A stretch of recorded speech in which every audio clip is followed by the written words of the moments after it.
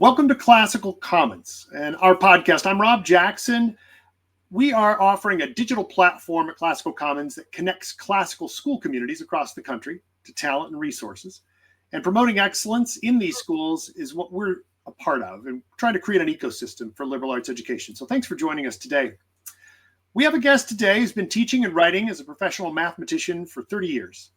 Received the prestigious Humane Award for university level teaching, has been included 3 times in Best Writing on Mathematics, has served as president of the American Mathematical Society, and won the Euler Book Prize back in 2021 for his volume entitled Mathematics for Human Flourishing. And that's the book we're going to discuss today. It does seem, Professor Sue, that there's not very much you haven't done in this field. We're really thankful to have you with us. I was really pleased to see on your website that even though all of those honors are well-deserved, you prefer to concern yourself with the love and attention of your family and friends. That's really, you must be a fairly grounded individual. It's a delight to have you with us. Thank you. Thank you so much. It's nice to be here. You know, what I noticed as I was reading through your book is that you do have a gift for communication. And that's not always the case for scholars and professors. I know, having served in the academy, often they write for a kind of a rarefied audience. Only a select few, right, that read the journals and such. But you did somehow maintain an accessibility in your writing. You're read by the lay public, quite honestly. I'd like to know if there's some secret to your having survived the academic gauntlet and still able to communicate with ordinary people and non-specialists. Yeah, it's a good question. I guess I've always paid attention to what it'd be like to be uninitiated. You know, like when I'm new to a subject, I don't consider myself somebody who picks up the ideas that quickly, and so I'm always listening with an empathetic ear to how I sound and what I'm trying to say or communicate. And so that I think that's one way that I think about communication is that it's really training yourself to have empathy for the listener. And so I think it's central to good mathematics teaching is understanding where your listener is at. Yeah. And yet, again, you went from being merely academic and maintaining the scholarly production in journals and so forth, and got involved very quickly in more general publications. Where was that first foray? What kind of drew you in to writing in other venues outside of the academy? Yeah, I guess I'd been interested in public communication for a while. I mean, as I started growing and developing as a teacher, I would begin my classes with a 5-minute math fun fact, which is sort of a cool idea that you can present in less than 5 minutes. I would start off my classes that way. And so when the web started taking off as a medium of communication, I built a website called Math Fun Facts. Okay. That was maybe my first attempt at something at trying to address a larger audience than just the kids in my classroom. Yeah. And was it well received? Was that well received? Yeah. It started taking off. If blogs had been around then, it probably would have been a blog, but it was just it's a website that where I put up a fun fact have about 200 fun facts up there, and it started getting web traffic and getting noticed. That's great. Well, I noticed in the book, right, in Mathematics for Human Flourishing, plenty of not just fun facts, but real puzzles, right, that cause the reader to stop and just put the book down and maybe pull out a piece of sketch paper or something to kind of try to draft something. At least that's where I went. And I think that was probably your intention. Yes. Yes.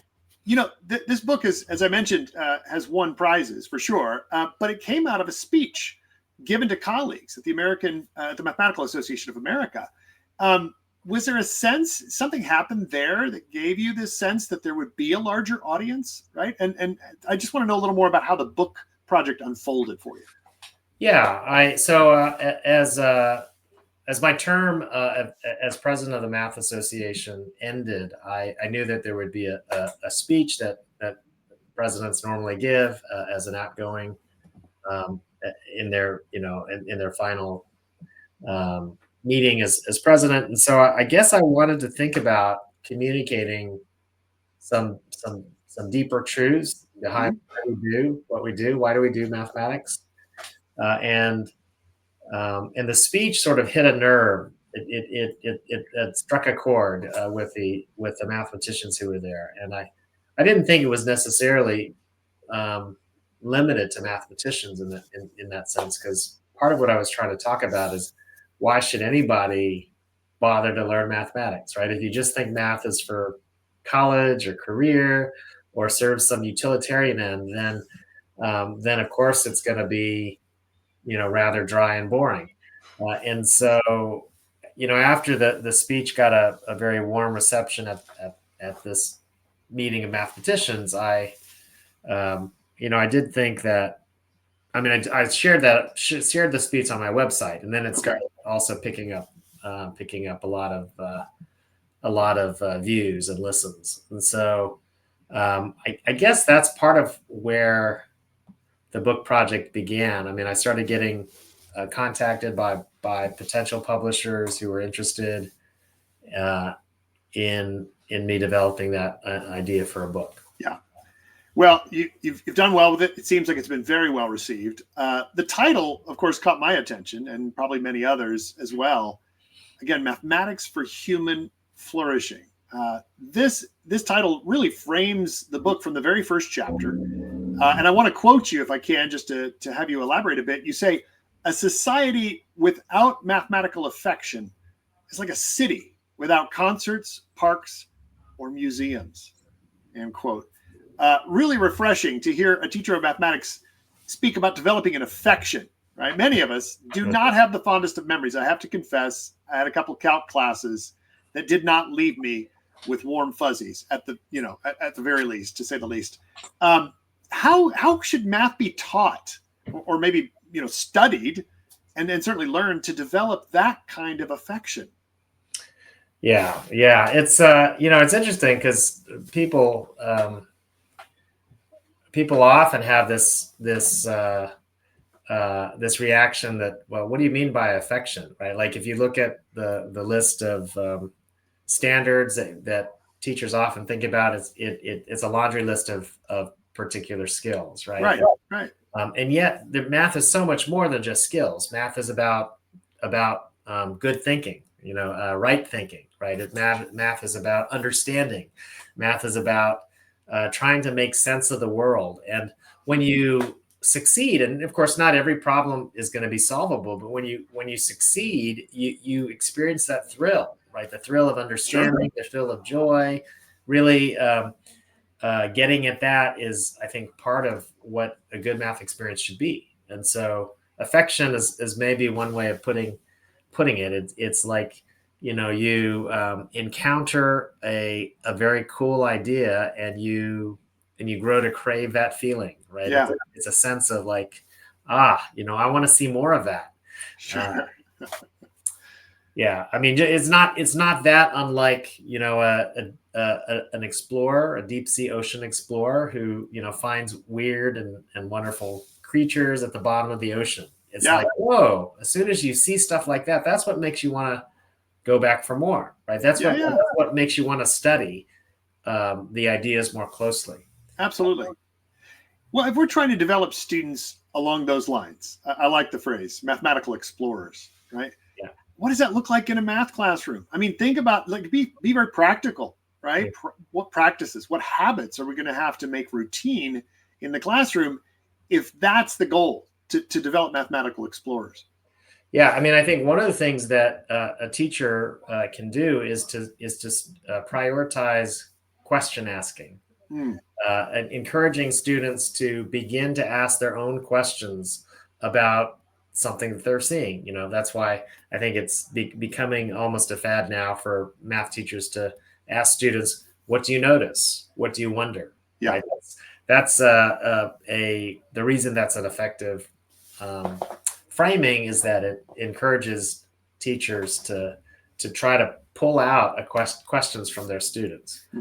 I think another thing is showing students some of the very neat ideas that are that you might encounter in mathematics, and being able to call out that, you know, particular ideas as beautiful and explain why it's beautiful. And of course that requires teachers developing in their own craft, you know, learning to appreciate the beauty and the joy of mathematics.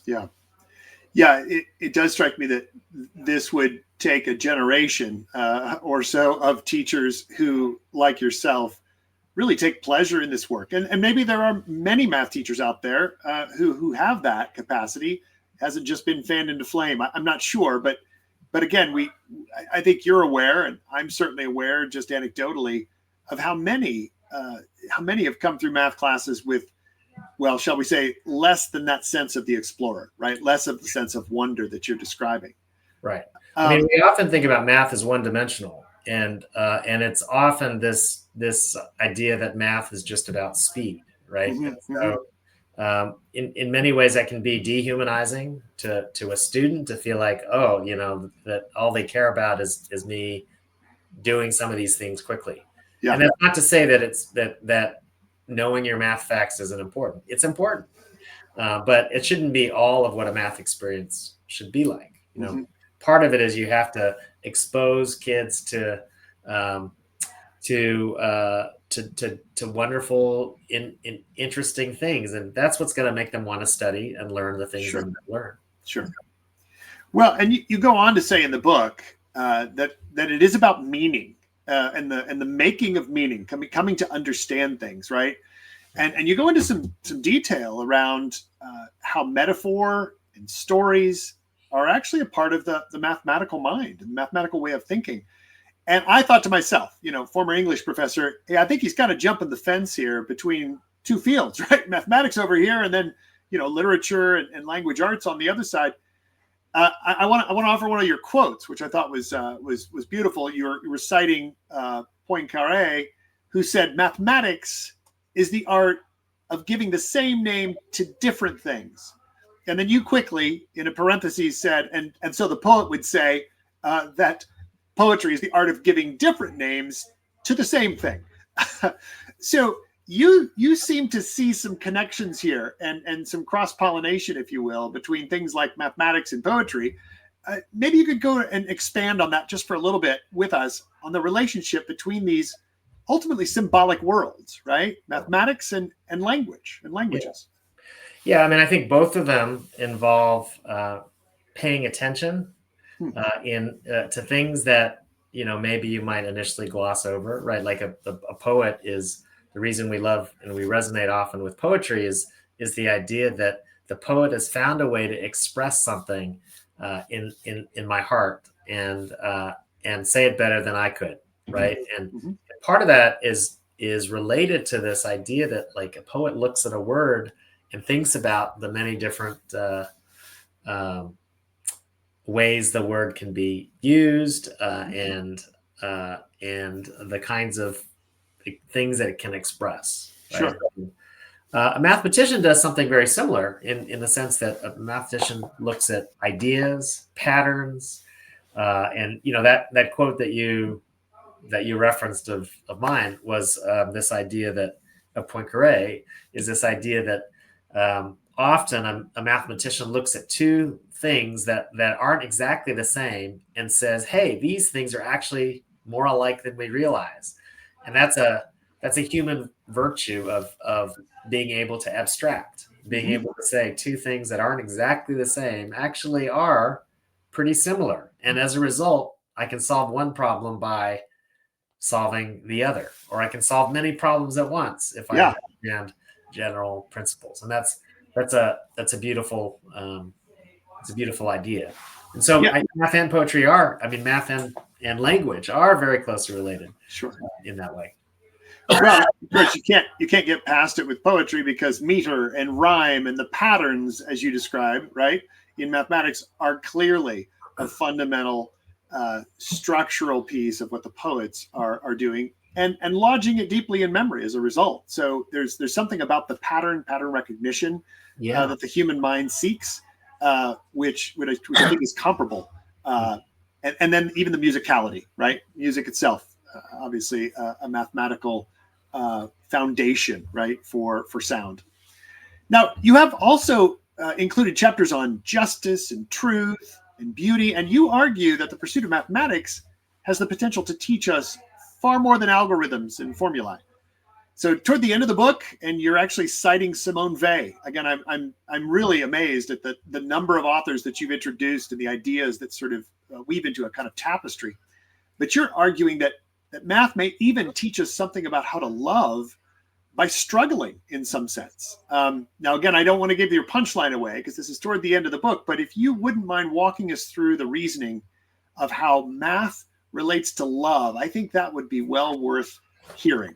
Yeah, I mean, sometimes people, when they hear that I have a chapter on love, think I'm talking about the love of math. And that is a thing. Certainly love math. But in the book, I'm more focusing on the idea that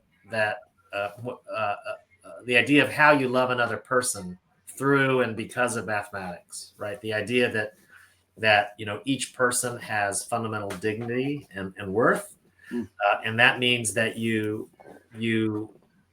love somebody when you actually believe in their potential to learn mathematics, right? That you don't immediately write somebody off as a teacher because you think someone is incapable. And in some sense, what you're doing when you believe in somebody's potential is you are dignifying them, right? You are loving them better because you see something in them that they may not even see in themselves. And that's, I think, an important part of what it means to be a good teacher. Yeah, I was taken by the profile of Simone Weil, who you said considered herself inferior to her brother, right? Who was maybe the more advanced mathematician, or at least seemed to be so in his time. And yet she is, of course, the one that most of us have probably read today. I think far fewer have read her brother. So we always have to wait how these things sort themselves out in history. But Simone has left an indelible mark, I think, on our society, our culture. Now, in this book, there are, as I mentioned, loads of great quotations, lots of insightful observations that you're making, plenty of puzzles, without question. I mean, the puzzles alone are worth the price of the book. But you've got some great quotes from some of the best thinkers. It's a treasure trove, really. I was reminded of another mathematician with whom I'm sure you're familiar, Pascal. It's not quite the truisms of the Penzias, but it has some of that feel, is my sense. But you write a wonderful book like this. What are you going to do next? How do you top it? What's the encore? Yeah, I mean, I am wrestling with that idea, but I am. I might write another book, but I'm not going to just write a book. I'd like a book to be, as this one, I think, was for me. I want it to be meaningful. I want it to be a labor of love and to move people in good ways. Are there any aspects of the work you're doing right now where you're starting to feel a little of that impulse? Maybe not the book length thing, but just there's some things you're doing that really are drawing you in at this moment in your career? Yeah, I mean, so first of all, I had a kid since the book, so congratulations! Yeah, part of my time has been energy has been spent working on another project. Yep, indeed. But yeah, I mean, I am always thinking about what does it mean to communicate mathematics well, and part of what I've been thinking about recently is just the question about how we think about what we teach our students, K through 12, right? Like, what are the common thematic elements that might help it feel more coherent? Because sometimes mathematics, at least in a student's memory, doesn't often come across as feeling like a coherent experience. Yeah. And so, part of the puzzle I've been wrestling with is just this question of what, like, if I could design a curriculum from K through 12, what would that look like? or even up through college. Like how would I organize that isn't maybe the way that we normally think about math? Oh, that's exciting. That could have a pretty extended audience, I think, if I'm not mistaken. We'll have to check back with you in a year or two and see how things are going. But we do have a final question we'd like to ask all of our guests, because we're working with teachers, those K-12 teachers in particular, and school leaders, and of course, not a few parents. That's crucial to this work. We're trying to advance classical K-12 education. So what advice do you have for those folks in order that they might further increase their appreciation of mathematics along the lines that you've described it for human flourishing? What can they do, right?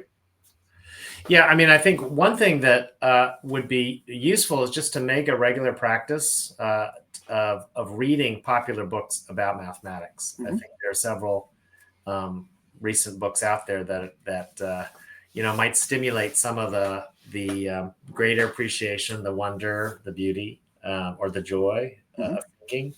I'll recommend one by Jordan Ellenberg called How Not to Be Wrong, the Power of Mathematical Thinking.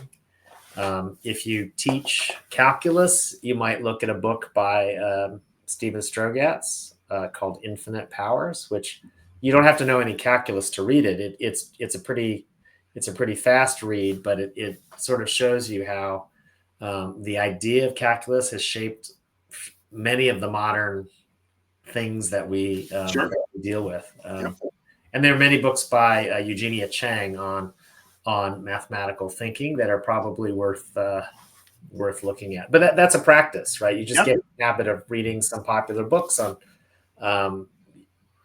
bedtime reading or something. I think is one thing. Another is maybe getting or looking into cultivating, like making a professional practice every month to learn one new cool idea that can enrich your teaching, that can help show kids some of the wonder of your subject. And for that, I'd recommend, puzzle books are one place to start. Doesn't have to be puzzle books. It could be, there are some books called Proofs Without Words. So that's not a puzzle book, but it basically shows how you might think about many mathematical identities in a geometric way. So that can be fun for students to see some of the beauty of mathematics. But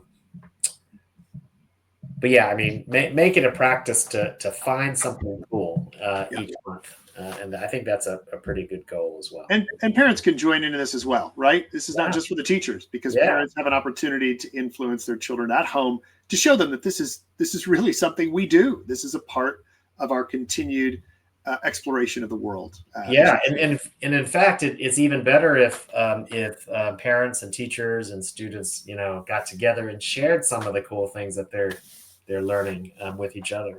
Yeah, absolutely. Well, Professor Stu, I can't thank you enough. Appreciate so much having you join us, and we'll be sure to take those books down that you recommended, get them in the show notes, and put this out for folks to begin exploring mathematics for human flourishing. It's been a great conversation. Thank you for joining us. Thank you so much. Thanks for having me. Yeah. Join us weekly on the Classical Commons podcast for updates on this renaissance in liberal arts education, and learn more by signing up at classicalcommons.org.